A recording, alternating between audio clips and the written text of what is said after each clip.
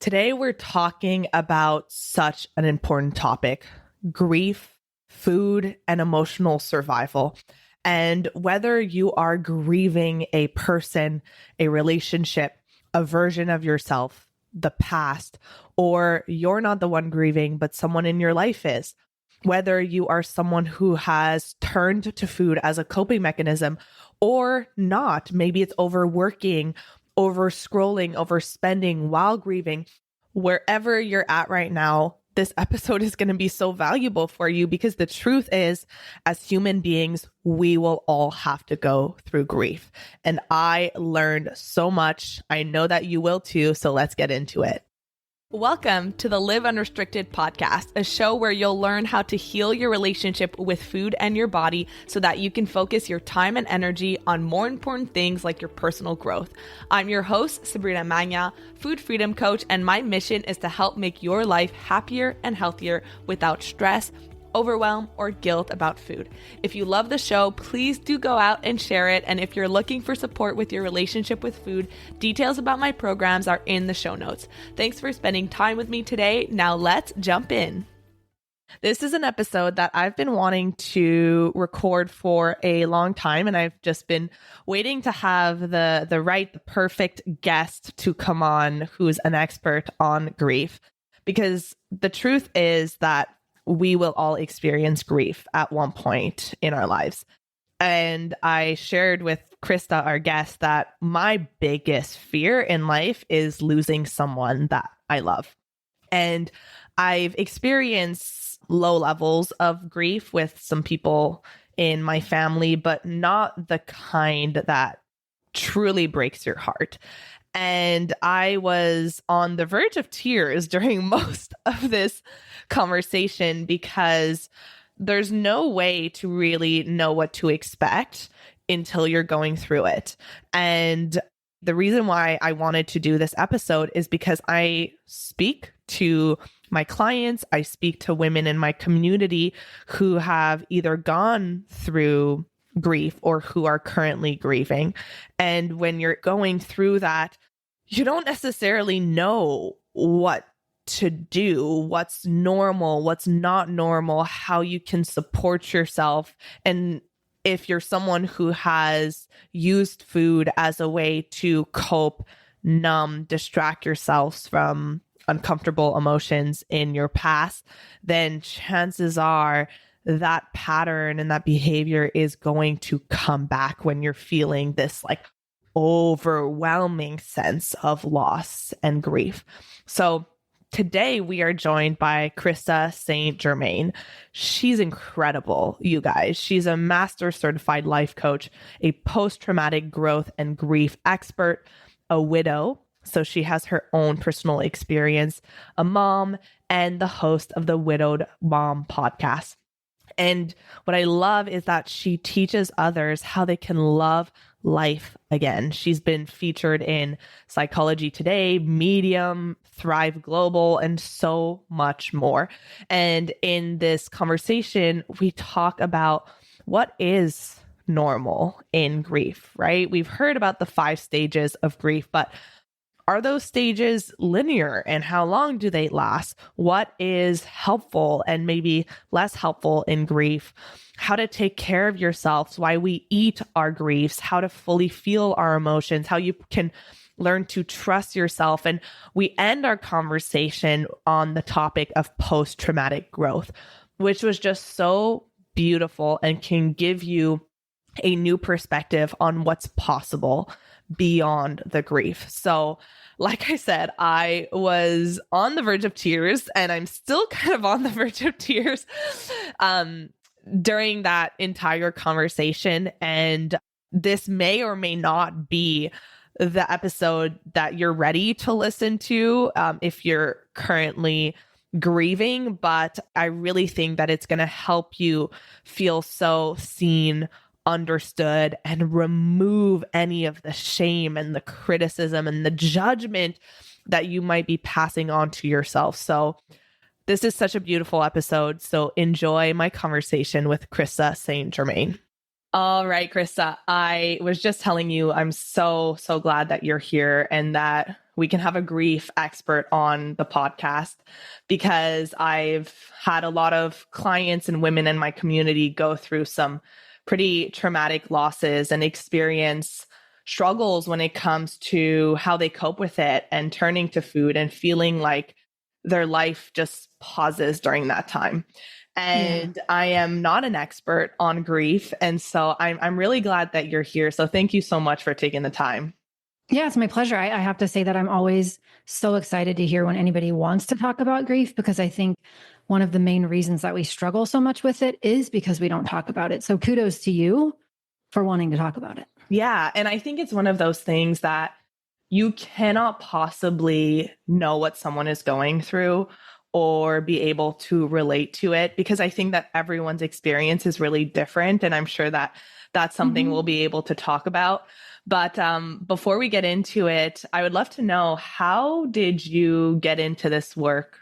Yeah, School of Hard Knocks. Well, it was not on the 5-year plan.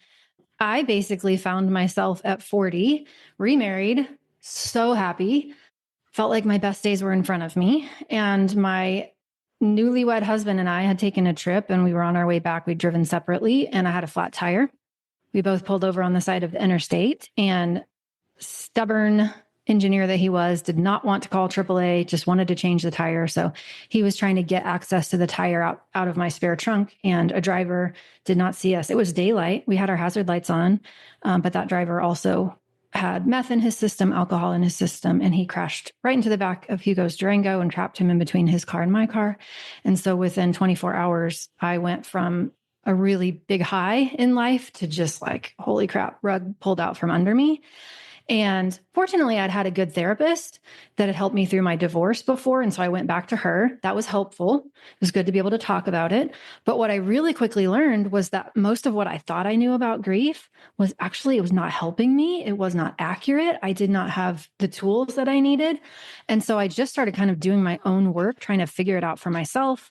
I happened to enroll in a life coaching program that taught me a lot of things, and kind of combined that interest in grief with what was very helpful for me in life coaching. And ultimately, a couple of years later, decided that's what I wanted to do full time, was to help other widows have an easier experience of grief than I did. And also not stop at that point where we're surviving, but we aren't really truly feeling like we're living. I think that must be really hard to experience something like that, and even entertain the possibility that you could still live your best life, that those best days aren't behind you. It must be really hard to go through that and think of, okay, I could still thrive in my life. Yeah, it was. And it took me quite a while to get to the point where I believed it was possible, because really, especially in the beginning, I just thought, okay, well, I had my shot at happiness. I'm just going to live for the kids. I'll be okay. But I probably won't ever be truly happy. Yeah. And I think that this conversation is needed for absolutely everyone, because I would say that my biggest fear in life is losing someone in my life, because I don't even know how I would handle it. And so being able to talk to someone who, like you said, there's things that you thought that you knew about grief, and it was a really different experience. So I would be curious to know, what did you think that you knew about grief? Well, I thought I knew that there were 5 stages, and that you were supposed to have some period of denial. And then I didn't exactly know what they all were in what order, but you're supposed to have a period of denial, and then you're supposed to be angry. And then there was some bargaining that would happen. And then at some point you would get depressed, and then ultimately you would reach a place called acceptance. So I thought that was what you were supposed to do. I thought that time healed. I was kind of buying into that. I thought that the first year was going to be the worst. All of these things. I thought that you could either be grateful or sad, but not both. Yeah. Wow. Some really unhelpful things. And I'm listening to all this and I'm like, yeah, I'm sure that this is what a lot of people hear, especially that the first year would be the worst. And I'm hearing you say that. I'm like, I'm surprised that it's not that way. So can you tell me a little bit more about what you learned to be the truth about grief, so that people kind of have an idea? Because I'm sure it's, like we said before, very different from one person to another. So what have you seen as common themes, common patterns when you became an expert on grief? Yeah, I would say number one is that grief experiences are as unique as fingerprints. There is no one way. There is no formula. There is no exact path or steps. And so we're all having a different experience. And that can be from grief to grief, right? So that might be, I have a different experience of Hugo's death versus I'm having a whole different grief experience right now with a relationship that just ended, right? So two very different griefs, even with the same person. It was really eye-opening to me to hear that the 5 stages of grief was actually created in the late 60s and that it was about people who were coming to terms with a terminal illness. It was a study on hospice patients. It wasn't even about bereavement. And really important in its time, though, because nobody was really talking about it. But it really was what happens when people get terminally diagnosed with something and reconcile with it. And then it was later applied to grief. So I didn't know anything about any other grief theories. And what I have learned is that there are many, right? There are many different ideas about how we grieve and what is normal in grief and what is helpful in grief. And that grief doesn't end, right? Grief, my favorite definition of grief is that it's the natural human response to a perceived loss. And we're always going to have a response. And we can't undo the loss. So grief doesn't end. We integrate it into our lives. We learn to adjust to it. We learn to carry it, if you will. We think differently about it and create a relationship with it. But it's not like it's over.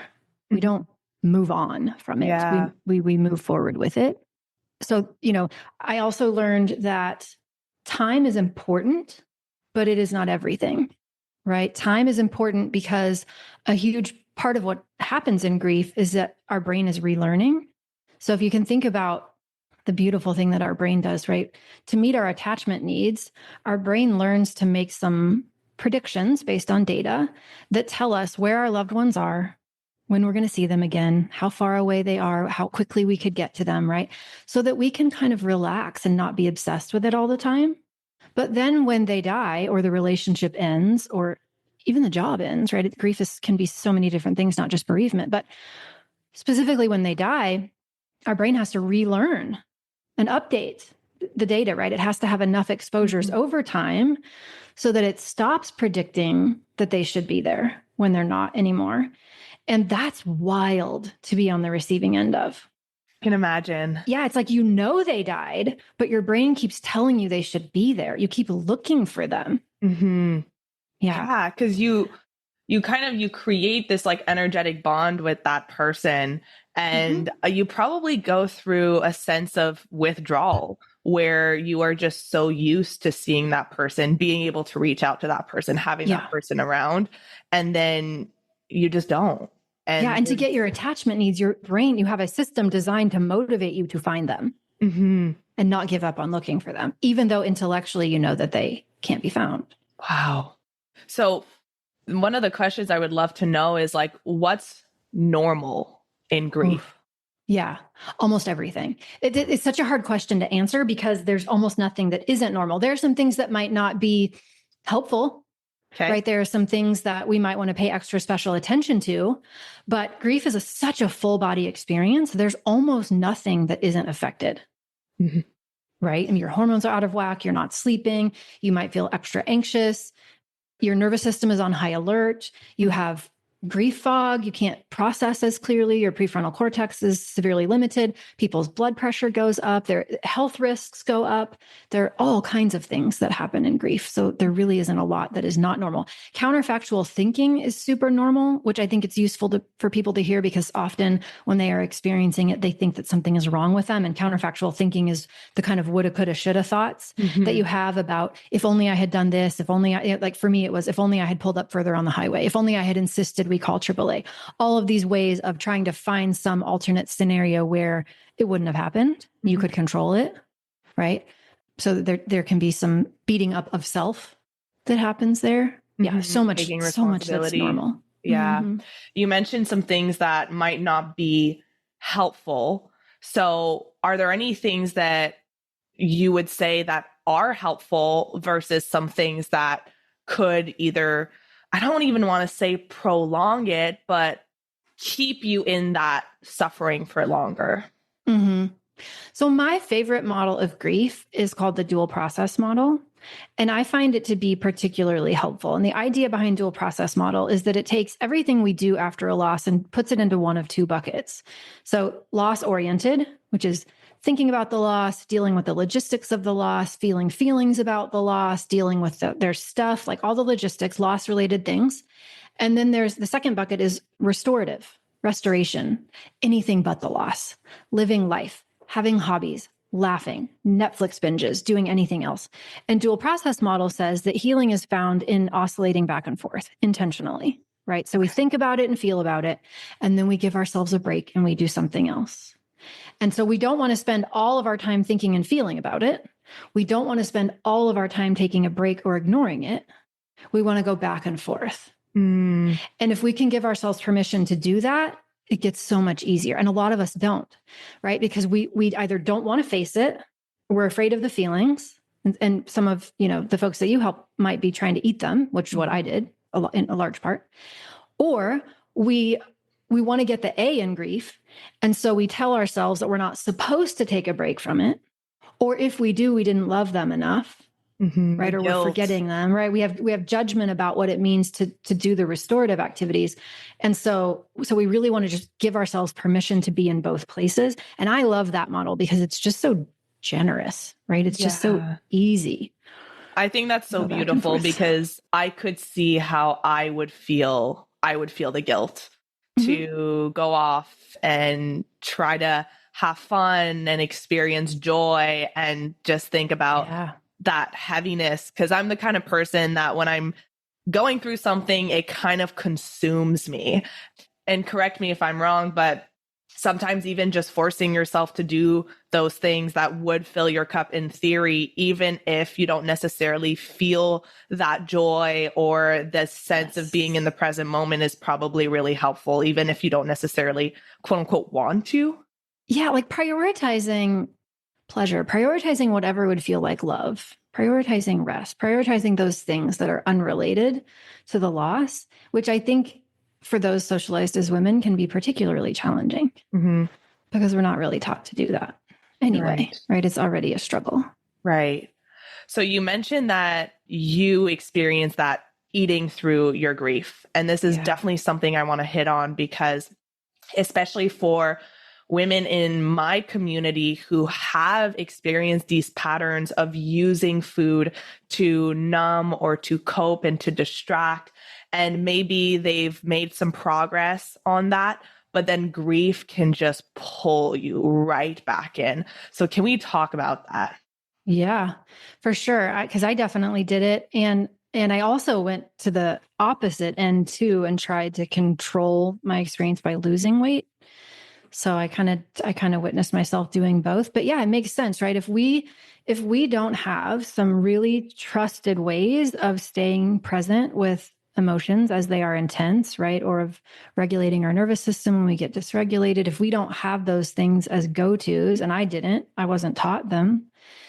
And food tends to be something that we find comfort in, right? Or use to avoid the experience we're having in our body, then it makes sense that we would go to that. So I would notice myself going to, in particular, ice cream with saltines and Hershey syrup on top. That was like one of those things, right? And the ice cream together. It's the sweet, salty, combination that my grandfather taught me. But or just all people were bringing me all kinds of food that wouldn't even be food that I would normally eat. But yeah, just noticing like, oh, I'm not actually physically hungry right now. I am using food as a way to make myself not feel what is there to be felt. It took me a while to figure out that that's what I was doing.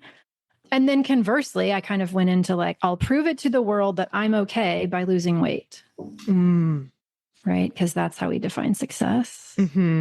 Question mark. And people do this with overworking. We do it. I call it the overing, right? It's like anything we over to an excess that is creating something we don't want. So I also was overworking. I was inclined to overdrink, but that felt dangerous to me. So I took the wine out of my house pretty quickly because I was worried that I could potentially develop a relationship I didn't want with alcohol. I did a little bit of over shopping. It's all the things you can use to get out of your body. Yeah.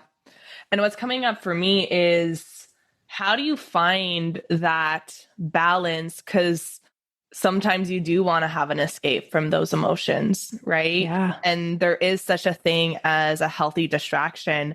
But just like with anything, when you are using something to completely numb or to completely like distract yourself from it, how do you self-evaluate, first of all, to know like, Mm-hmm. okay, is this a healthy response? Is this helping me? Yes or no?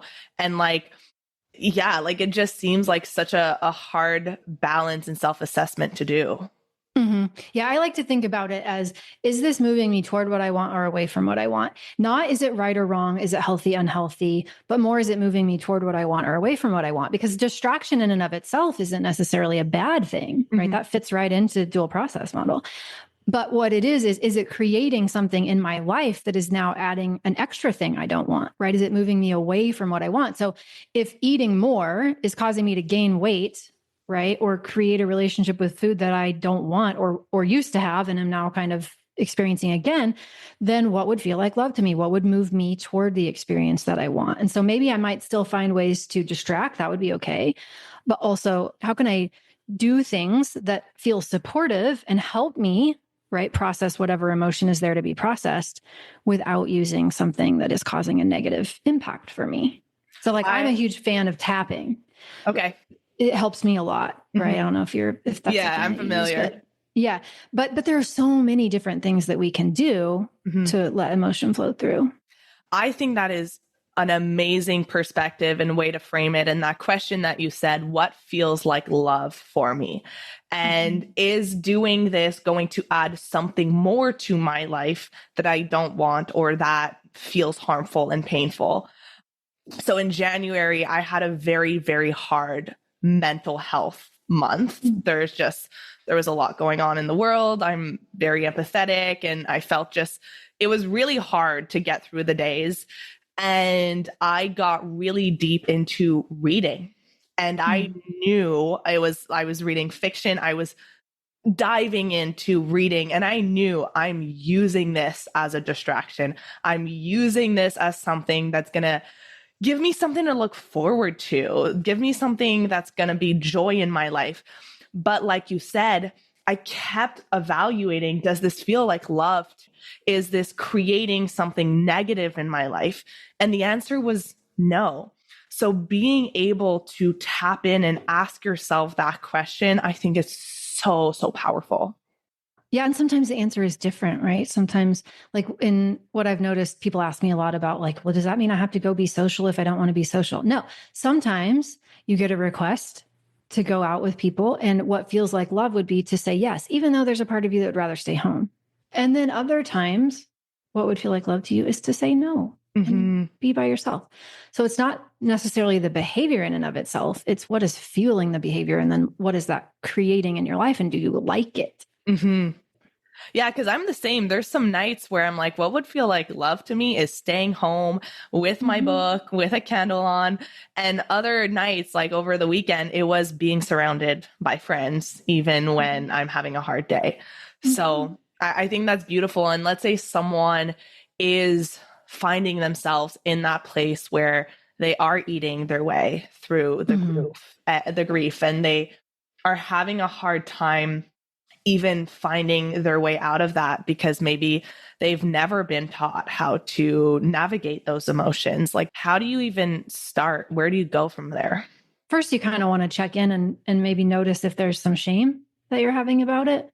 And because that's often the case with things like eating, right? Where we don't think we're supposed to do it. We've been taught we shouldn't. And so then when we use it as a way to cope, we feel some shame around it, is to find community, right? To find somebody that you can talk to who will not judge you, who will love you. I do believe healing is in community.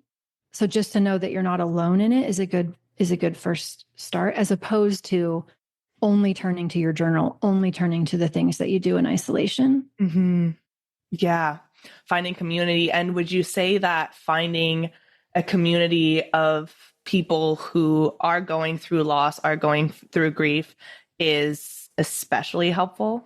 Yes, I do think it's especially helpful. And also I don't think it has to be that, right? So for instance, if you're grieving and you're supporting yourself with grief with eating, I think it's also equally valuable to find other people who are working to develop healthy ways to support themselves that aren't eating, Yes. right? Because the pattern is the same. Yeah.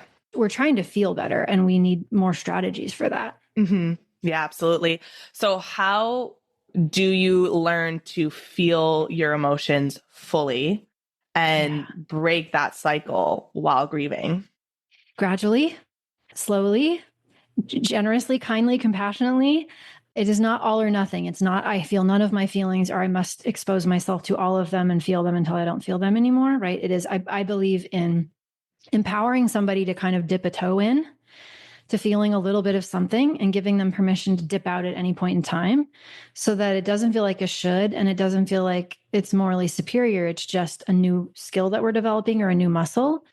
I teach a process called now feeling, which is you name it, right? Or at least notice it. You don't even have to name it, but at least notice it. But if you were to name it, I notice I'm feeling anger. I notice I'm feeling sadness, and then open up to it, which is the exact opposite of what our programming wants us to do, right? Our programming wants us to shut down and get away from it, but to actually breathe it in and open up to it. And then the W in now stands for witness, which is just to witness our own embodied experience. So what do we notice in our body as an emotion passes through? What is the vibration in my body that I am trying to cover up with the ice cream? Okay. Is it where is it in my body? Is it in my stomach? Is it in my chest? And most emotions pass in 90 seconds if we're actually doing that. But there's so many other ways to do it, right? There's so many body-based tools that you can use. And I think part of it is experimenting and figuring out what works for you. What do you like? Like tapping is the magical way for me, but it's not everybody's jam. I find that what helps me a lot is just to name that this feels so uncomfortable. Like to be able to just name that this is painful. This is not comfortable. I'm not enjoying feeling this right now. And also it's not going to kill me, because I find that when you're in that moment and the discomfort is so painful, you think like, I can't get through this. Yeah. And I don't think there's any cases of anyone who's died from an emotion. No, true. True. And also, like, I remember thinking, okay, what I need to do is I need to resist this urge that I'm having to eat ice cream. Like, I just need to hold on and like grip it tightly. And what I learned is that actually doesn't help me. What helps me is to relax into it and remind myself that it's temporary and it is not a problem that I need to solve. It's just something that I need to let flow through me. And that if I do that, it will digest itself essentially. Yeah. As opposed to being like, get away. I don't want you, white knuckling. And one question that was coming up for me before is, I know there's no quote unquote normal time, but what have you seen? Because I would imagine, I keep trying to put myself in that position of like, let's say I'm going through grief and I've been experiencing these really like this inability to function for a couple of months. I would have the question of, shouldn't I feel a little bit better by now? Like, shouldn't I be back to functioning normally? So do you see any kind of patterns around grief and how long it takes to kind of get yourself to feel somewhat functional? I would love to say that, yes, it's X amount of days, weeks, months, years, but it just isn't that simple. But I totally understand why people ask that question. Shouldn't I be further along? I just think the question we really want to ask is, what would feel helpful to me? Right? What do I need right now? Because it is so different for every single person. Some people are highly functional almost immediately. Some people really struggle to meet their own basic needs. Some people look highly functional, but on the inside feel absolutely devastated and in no way normal, right? So yeah, we just don't want to measure our success based on how much time has passed or how we're feeling. We want to look for what do I need? How can I support myself? Right. And that is just so different for everyone. But I also think we want to remind ourselves that this is not what we learned about grief, is that it's these 5 stages and it's linear, and that we're supposed to get somewhere called acceptance and then we're done. And we got to remind ourselves that is not true. Yeah. Grief is not golf. Like it is a lifelong thing, right? And we're going to treat it like a marathon, and we're not going to try to treat it like a sprint. And we're going to prepare ourselves for secondary losses, which are such a big part of grief, right? That, any knock-on loss that happens because of the primary loss is going to catch us off guard, most likely, and is going to make us feel like we are slipping backwards or starting over. And that's not true, right? That's just how grief unfolds, is that, yes, he died. And then at some point, my daughter's going to get married and it's going to feel like another secondary loss because he's not going to be there. That hasn't happened yet, but it will. Right. Yeah. And so preparing ourselves for it to be something that we navigate and we don't make ourselves wrong for, and we don't measure against some arbitrary timeline or, measure ourselves against what we thought grief was supposed to look like versus how it actually feels to us and use it against ourselves. Yeah. Because what I'm hearing too is that the way that you relate to yourself as you're going through grief is going to make such a big difference. Because if you're telling yourself that you're taking too long or that you're not taking care of yourself properly and shaming yourself into it, then that's just going to make it so much worse. Totally. Yeah. And so many of us have learned things about what's appropriate and what's not appropriate, what we should and shouldn't do. And then we get all wrapped around the axle about that. I don't want to cry in front of people. I shouldn't do that. I should be further along. I should be dating by now, or I shouldn't be dating by now. Or, there's like all of these just shoulds that we externalize about what makes us good, bad, right, wrong. And we just got to chill out on that. And what I'm hearing is really the importance of letting your intuition guide you and trusting yourself to know, am I ready to start dating? Yes or no? Like there's no should. Someone might need 2 years to start dating again. Someone might need 5 years to start dating again. And there's no right or wrong. And also you can be completely fulfilled as a single person.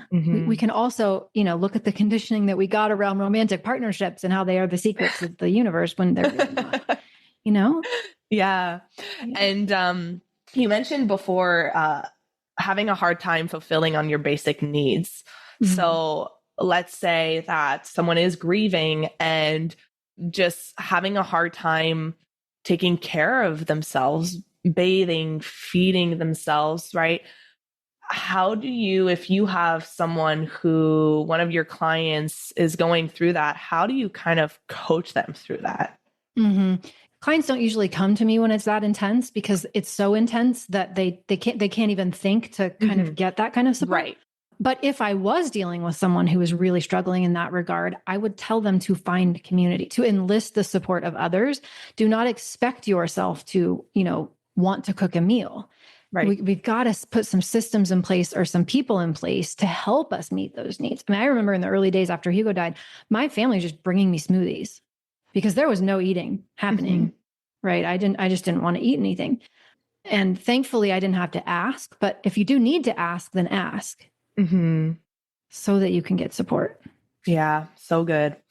And one more thing, you talk about post-traumatic growth, right? I'm talking to you and I can tell that you took that loss and it propelled you into a whole new stage of your life. And so what is post-traumatic growth and how can you use that to propel you forward?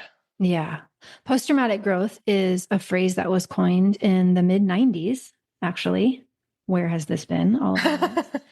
By a couple of researchers who, before their work, what we thought was that something traumatic would happen. Before the traumatic event happened, you would have a level of wellness, right? And after the traumatic event would happen, there was two options. One is that you would dip down and stay there. One is that you would dip down and bounce back. And that was the best case, right? Is that you would experience something, dip down and bounce back to where you were before. What they noticed is that there's a third group of people who weren't just bouncing back to where they were before, they were actually bouncing forward. They were using the traumatic event as a way to make choices about life that had them feeling more fulfilled and improve the quality of their life.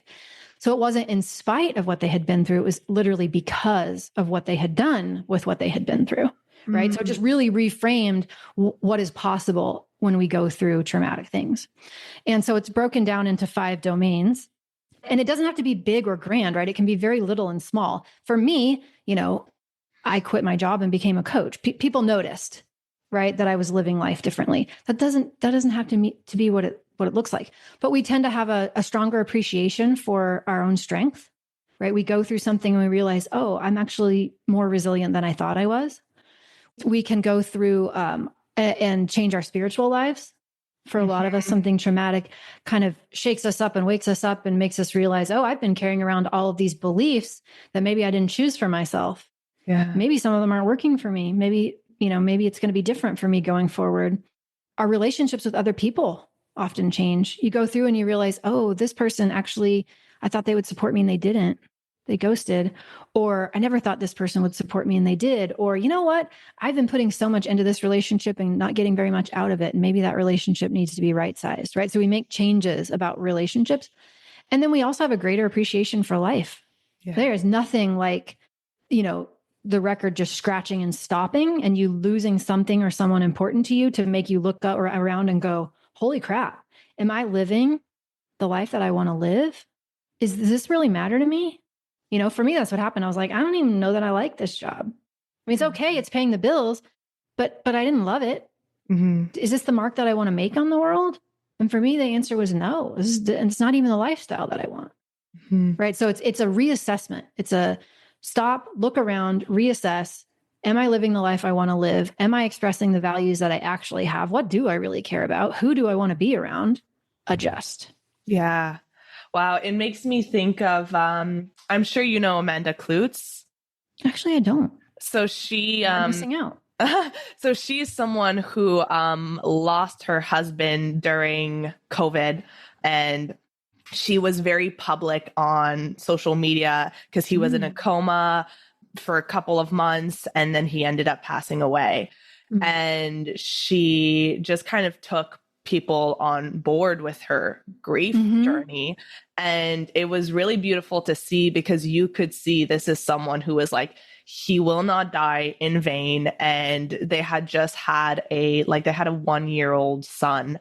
And now you can see the way that she's living her life. She was a host on The View or the Today Show. Like she's in movies now. Like she's been doing some really, you should really look her up. Like, yeah, really now I got to find her. Really incredible stuff. And so when you were talking about that post-traumatic growth, like you said, it really makes you evaluate, how do I want to live my life? How do I want to raise my son? What kind of relationships do I want to go after? And I even experienced that a couple of weeks ago. My friend went through something really, really traumatic with her father, and it really affected me. And I remember being on the phone with my parents and just thinking, I can talk to my parents. I can talk to my father. I can talk to my mother. And it's put so much into perspective. And so I feel like when you're going through that, and of course you don't want to put your pressure on yourself to be like, okay, I gotta take this grief and I gotta thrive from it. But how can you use this? Is there any steps, any action items that you can take to use this to really help you propel your life forward and make it feel fulfilled and in alignment? Mm-hmm. Yeah. So I like to think about it like a tornado came over and knocked down your house, and you now you need a house, right? You need a house. So you can either go back and find the old plans for the house that you used to have and give it to a builder and try to rebuild the house as closely to the one you had before. Or you could pause and you could say, okay, what did I really love about that house? What did I want to change about that house? What did I learn through all the years of living in that house? What did the storm teach me that I would like to be different about that house? And then you can update the design, right? Give it to a builder and have them build you. Right? And doing that is not morally superior. Doing that doesn't mean you didn't love the old house. Mm-hmm. Doing that doesn't mean you wished the tornado came or that you're grateful that it came. It just means, okay, I don't have a house now, so I'm going to build one. And so I think we want to look at it like that, which is that it isn't a should or to do or something that makes you better than, because that is very much a turnoff. Yeah. For most of us, right? And it's very minute. It can be very small, but what is it that I value? Am I living in accordance with those values? And what needs to change so that I could do even more of that? Mm-hmm. And we can look at all of those areas. And it doesn't need to be grand or Instagram worthy. It can be small, and it can be stuff that only we notice. Maybe it's just you've been a friend with that person since high school, and you're not getting much out of the relationship, and it's time for a change. Mm-hmm. Do you know what I mean? It doesn't Mm-hmm. have to be big, but do I know what I value? Can I look at my life and kind of inventory? Am I living in accordance with what really matters to me? And if not, what are some very small changes I can make? And that's where we start. Oh, that's huge. I could ask you questions for hours, but I would love to know any last words for, I'm sure this is going to be so valuable, and I even learned so much. So any last words for anyone who's listening right now who might be going through it or who have gone through it? Hey, real quick before you go, if you're loving this podcast and you're thinking, Sabrina, I want more. I want to go deeper. I want a step-by-step process for healing my relationship with food. I've got a free workshop that literally walks you through it. It's a full breakdown of the exact method that I use to help my clients stop binging, heal emotional eating, and finally feel at peace with food and their bodies. It's totally free. So if you're ready to stop feeling obsessed and out of control with food, head to sabrinamagnan.com/training or find the link in the show notes. Thank you so much for listening to today's episode. If you found it valuable, I would love if you would share it with someone you know that could benefit. If you're loving the show, don't forget to subscribe over on Apple Podcasts so you don't miss a single episode. I really love hearing feedback from you, so please leave a rating and review over on Apple to help us get in the ears of more people who need it the most.